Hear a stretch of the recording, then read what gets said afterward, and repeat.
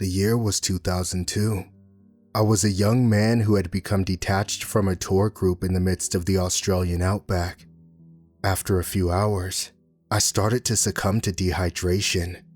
I was envisioning a plodding labored death in the heart of nowhere, but that didn't happen. It seemed like a mirage, but the moon spoke to me, looking upon me with far-flung craters, which felt like remote eyes. The talking rock said it could save me. I followed a misty moonlit trail across the arid landscape, and I eventually stumbled onto the town I'd been trying to find. Later that night in my hotel bed, the moon called to me. It offered 3 wishes. I rushed to the window, confused as to how my replenished body, now fed and watered, could still be hallucinating. And yet, I somehow knew that it was real. I knew the moon had saved me from the desert. What do I have to lose by making some wishes to find out? So, I wished for 3 things: money, safety, and health. The creature had many conditions, but I heeded the warnings from every story I had ever been told about both genial and ghoulish genies. The moon made the parameters of its wish granting quite clear. No wishing for more wishes, no wishing for more wish granters, no wishing for things to give to other people, no wishing for anything that would contradict the laws of your natural realm. The ideal wishes seemed obvious. Money. More money than anyone could ever need. Obviously, I couldn't shower loved ones with wealth. I kept my job to support my family, but I used the riches to support my own needs. There's always a catch with wishing. Becoming the wealthiest man on earth will make me a target. When I realized that, I had the idea for my second wish: safety. I was not asking for security beyond the laws of nature. I simply wanted assurance that my financial safety net, if it were ever discovered, would be protected. But what about security against the passage of time? I can't wish for immortality. I can employ the world's greatest doctors, of course, but that's not enough. My final wish was health. I specified to the moon that I was simply talking about safeguards which would abide by the laws of nature. For example, if I had a genetic proclivity towards developing certain diseases, either physical or mental, perhaps the wish granter could provide a cure. Perhaps the moon could simply conjure a cure for every ailment that could ever face a human being. The rock conceded that, even if there were no cure for certain illnesses, it could provide a solution of every health problem that might befall a human being. The moon couldn't make me live forever, but it could ensure that I live for an absurdly long time. I thought I'd covered all the bases. I truly believed I'd outsmarted some sort of deity. I was a fool. I never should have made any wishes, but I certainly shouldn't have made the third wish. 20 years after my Australian encounter, my wealthy and healthy life took a sour turn. The moon ensured me that there would always be a cure in place for any ailment I would face.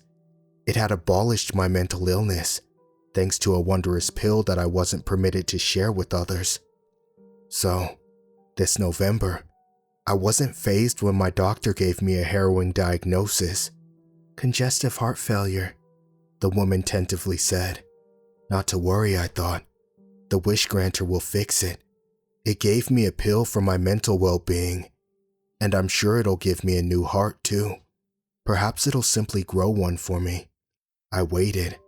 Like a werewolf in a kennel, I howled at the unresponsive moon for attention. Nothing. After weeks without solution, I started to feel consumed by dread. Has it forgotten about me? The wishes were supposed to apply to the rest of my life. Then, one night, the moon arrived. It didn't speak from the sky this time. It spoke from the darkness of my house.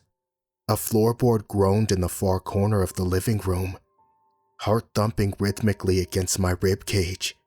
I found myself staring into the depths of my living room's darkened corner. Something was watching me.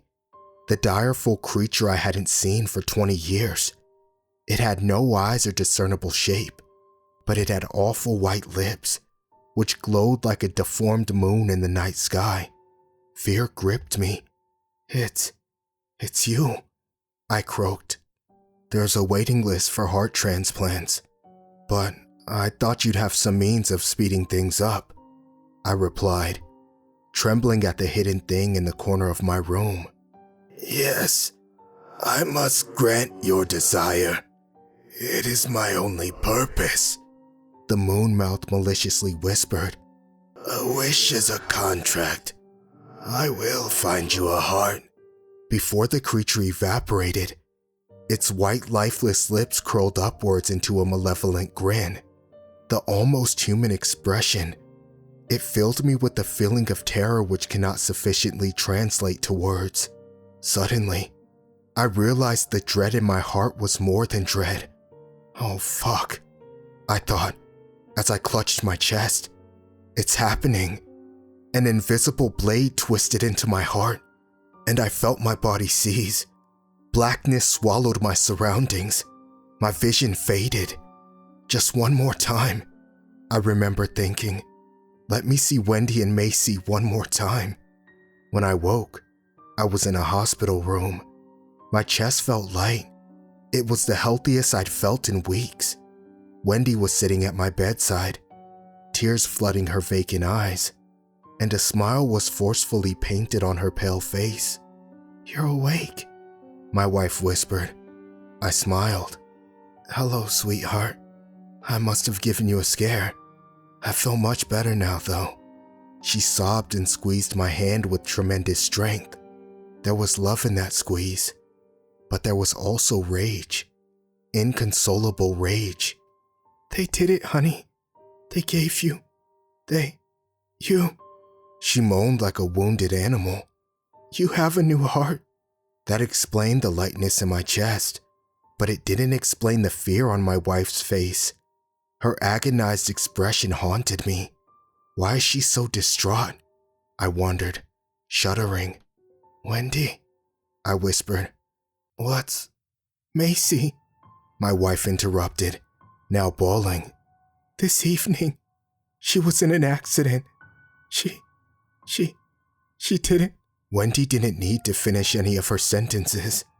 I knew what happened to our daughter. I knew whose heart was in my chest. I knew what the moon had done to grant my wish.